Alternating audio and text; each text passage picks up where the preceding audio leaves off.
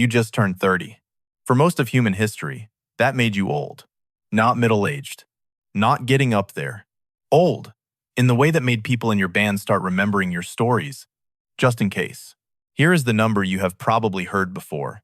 Life expectancy in the Paleolithic was around 30 years. That statistic is real. It is also one of the most misunderstood numbers in all of anthropology. This is the detail that gets me every time. Almost nobody who repeats that number explains what is actually driving it.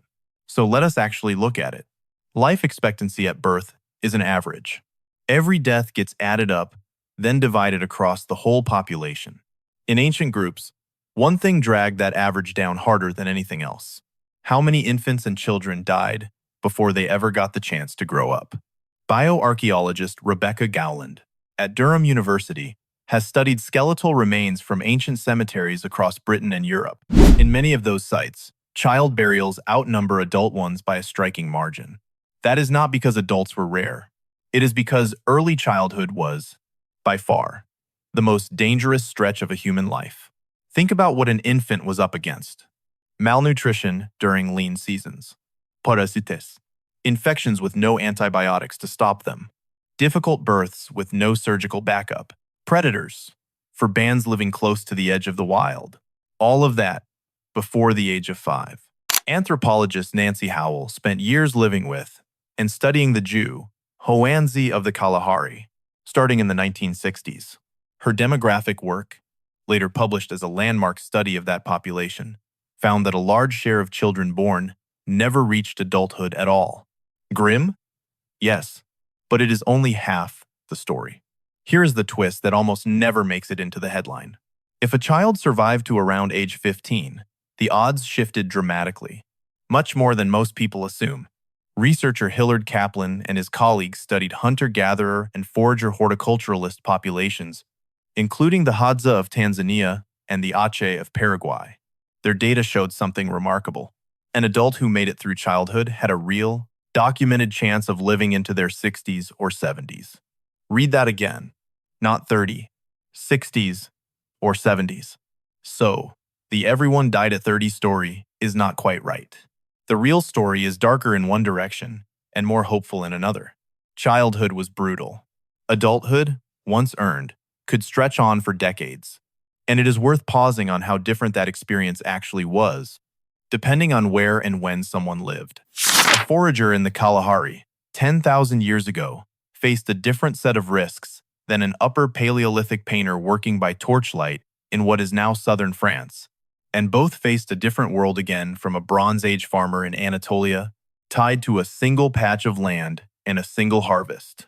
Anthropologist Richard Lee's landmark 1,963 fieldwork among the Jew, Hoanzi, showed that mobile foragers often worked fewer hours for their food than most people today assume, spending real time on rest, conversation, and childcare, rather than constant, grinding labor. Anthropologist James Sussman, drawing on decades of research with the same region, has made a similar case in his own published work. None of that erases the danger of infancy. It does mean survival, once past that danger, did not necessarily mean a life of nonstop toil either. Let us reconstruct what that actually looked like inside a small foraging band tens of thousands of years ago. Picture a woman in her mid-40s. We will not name her, because bones do not carry names. In a modern office, 45 draws no attention at all. In her band, she is among the oldest people anyone alive has ever personally known. She is not idle. Anthropologist Kristen Hawkes, through decades of fieldwork with the Hadza, developed what researchers now call the grandmother hypothesis. Women who could no longer bear children did not stop contributing. They dug tubers for hours every day. They gathered steadily, reliably, in all seasons.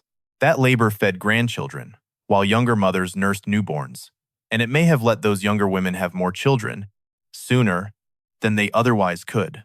That is not folklore dressed up as science. It is a pattern researchers have documented and tested against real data from multiple continents. Picture the rest of that evening. The band gathers around a fire as the sky shifts from orange to deep indigo. Anthropologist Polly Wiesner, studying the Jew, Hoanzi, documented something specific about firelit conversation. Daytime talk tended toward practical matters, complaints, and disputes. Nighttime talk, around the fire, shifted towards stories, songs, and shared memory. That distinction is not a guess about the deep past. It comes from recorded conversations in a living population, used as a careful analog, not a direct window into the Ice Age itself. Even so, it is not hard to imagine something like it playing out around fires for a very long time. Children hearing, again, the story of the winter 3 grandparents ago.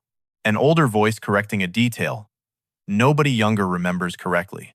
Consider, too, how differently that same evening might have unfolded a few thousand years later, after farming had taken hold in places like Bronze Age Anatolia. Skeletal studies of early farming populations, compiled across multiple bioarchaeological surveys, generally show more dental disease, more evidence of nutritional stress, and more repetitive strain damage in the bones than in many earlier foraging populations.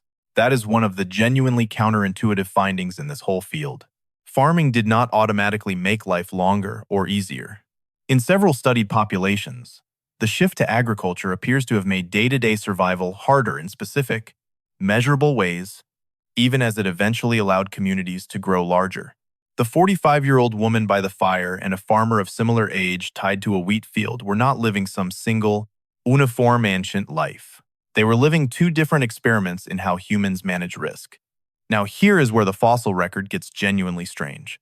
Paleoanthropologists Rachel Kaspari and Sang-Hee Lee examined age at death across hundreds of individuals, spanning early hominins, Neanderthals, and early modern humans from the Upper Paleolithic.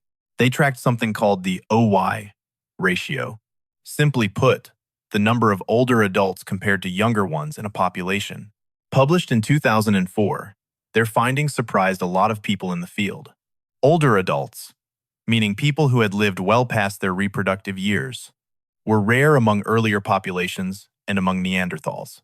Then, in populations connected to the Upper Paleolithic, roughly 30,000 years ago, the share of grandparent-aged adults jumped sharply. Why would that matter so much? More elders likely meant more accumulated knowledge, staying alive in a group, where the water held out during a drought, which plants were safe, and which ones killed you. How a band had survived a brutal winter, decades earlier, from someone who actually remembered it. Some researchers argue this rise in longevity may have helped fuel the explosion of symbolic art, tools, and culture that shows up in the archaeological record around that period. At sites like Chauvet Cave in France, where painted panels of horses and lions were made by hands, belonging to people who, on average, were living longer than their predecessors had. It also changes how we should picture illness and injury in that world. A sprained ankle, a bad tooth, a fever, none of it was necessarily a death sentence. Provided a band had people around who remembered what had worked before, and provided there were enough hands to carry someone who could not walk for a while. Vulnerability was real. It was not automatically fatal, especially past childhood, and especially with elders present. I want to be honest with you here, because this is exactly where scientists genuinely disagree. Kaspari and Lee's numbers, and what they mean, remain debated. Not every researcher agrees that longer lifespans alone explain the cultural leap that follows. The evidence is suggestive. It is not settled science, and a responsible telling of it says so plainly. Still, it reframes the popular myth almost completely. Ancient humans were not uniformly dying in their 30s. Childhood was a gauntlet almost nobody talks about honestly. Adulthood, for those who cleared it, could run long. And grandparents may have quietly shaped the direction of human history far more than the old stereotype gives them credit for. So why does the dead by 30 myth persist at all? Partly because early archaeologists misread the same statistic people misread today, treating an average dragged down by infant mortality as though it described every individual life equally. There is also violence and hardship to be honest about, without exaggerating it into caricature. Skeletal evidence from some ancient sites does show trauma consistent with interpersonal conflict, and childbirth carried real risk for mothers as well as infants, in an era without modern obstetric care. None of that is invented for shock value. It is documented in the bioarchaeological record, and it deserves to be discussed plainly, without turning it into spectacle. It is worth adding one more layer of honesty here. Our picture of any of this comes from what actually survives, and bone is a stubborn, incomplete narrator. Soft tissue disease leaves no trace at all.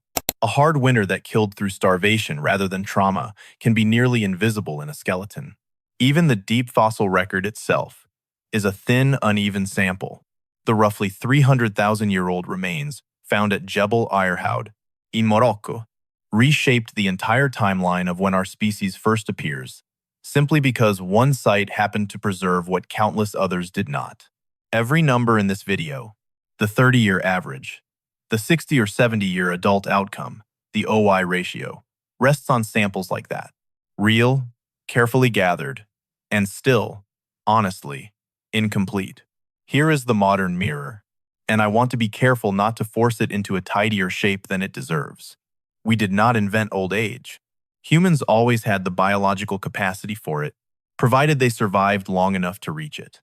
What changed, overwhelmingly, is who actually makes it through childhood. Vaccine, clean water, and modern medicine did not create the elderly as a category of person. They simply let far more of us survive to become one. Think about your own family for a moment. A grandparent who taught you something no book ever quite captured the same way. A piece of advice about weather, or money, or people that turned out to be right precisely because it had been tested for decades. That is, in miniature, the same mechanism Caspary and Lee were tracking across thousands of years of fossils. Knowledge that outlives a single generation changes what a group can survive. It is not a perfect parallel between your family and a Pleistocene band. The stakes were different, and the dangers were different. But the basic shape of it, that older people who stick around become a kind of stored memory for everyone younger, has not actually changed all that much. The next time somebody tells you cavemen were basically dead by 30, you now have the more interesting answer, and it happens to be the true one. Some of your ancestors really did die shockingly young, and that tragedy was common enough to be woven into the average. Others sat by a fire at 70, watching grandchildren they had helped raise grow into adults of their own, having already outlived that infamous number by decades. You just turned 30. Somewhere, 30,000 years ago, an elder who had already doubled that age might have looked at someone your age and smiled, quietly aware of exactly how much life you still had left to live.